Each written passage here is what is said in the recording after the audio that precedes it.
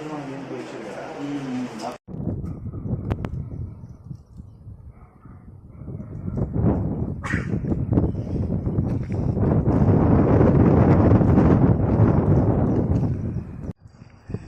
రోజున రైతులకు సరిపడే ఎరువులు అందించాలని కోరుతూ అదేవిధంగా రైతు బీమా కూడా గడువు కూడా రేపుతో ఇస్తుందని చెప్పేసి ప్రభుత్వం ప్రకటించడం జరిగింది. రైతులకు వరి నాట్ల సీజన్ కాబట్టి రైతులు కూడా ఆ దరఖాస్తులు చేసుకోలేని పరిస్థితున్నారు కాబట్టి రైతు బీమా గడువును పెంచాలని చెప్పేసి కోరుతూ ఈ రోజున హుస్నాబాద్ ఆర్డీఓ గారికి వినతిపత్రం ఇవ్వడం జరిగింది. ఏడీఏ గారికి కూడా వినతిపత్రం ఇవ్వడం జరిగింది.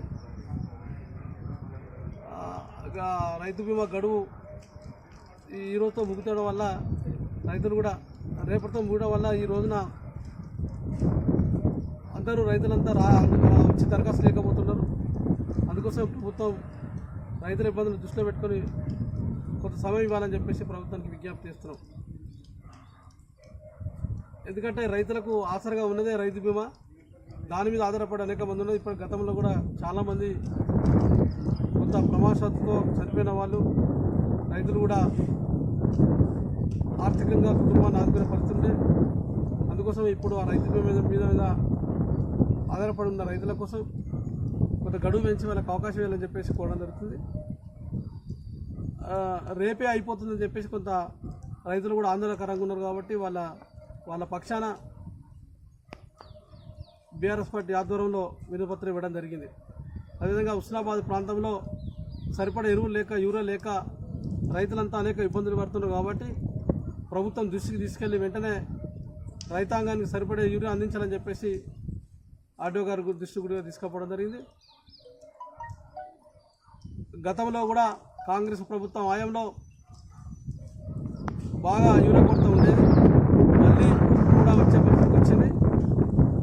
పంట ఎంత వేస్తున్నారో ఎంత యూరియా కావాలని చెప్పేసి ప్రణాళిక ప్రభుత్వం దగ్గర ఉన్నది. అయినా కూడా పూర్తిగా నిర్లక్ష్యంతో ఉన్నట్టు కనబడ్డది.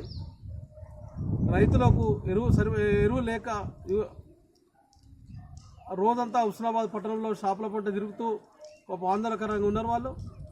ఇక్కడికి వస్తే పని పోతుంది, ఖర్చు అవుతుంది. ఇక్కడ ఒక్క బస్తా దొరికే పరిస్థితి లేదు. గత వారం రోజుల నుంచి కూడా సొసైటీకి కూడా యూరియా లేదని చెప్పి చెప్పడం జరుగుతుంది.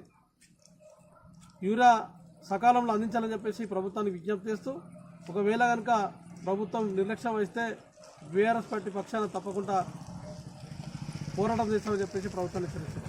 మన ఛానల్ని చూస్తున్న ప్రతి ఒక్కరూ సబ్స్క్రైబ్ చేసుకొని లైక్ చేసి షేర్ చేయడం మర్చిపోకండి.